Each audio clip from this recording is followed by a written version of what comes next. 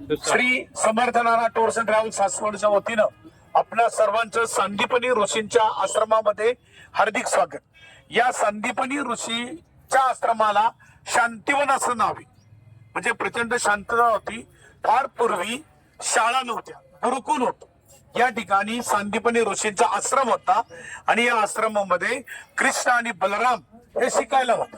त्यांच्याबरोबर पोरबंदरचा किंवा सुदामपुरीचा सुदामा होता पहा.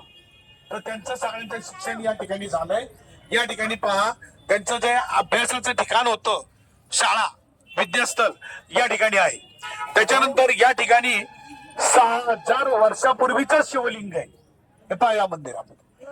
असं म्हणतात की या ठिकाणी संदीपनी ऋषींनी शिष्यांनी पूजा केली होती.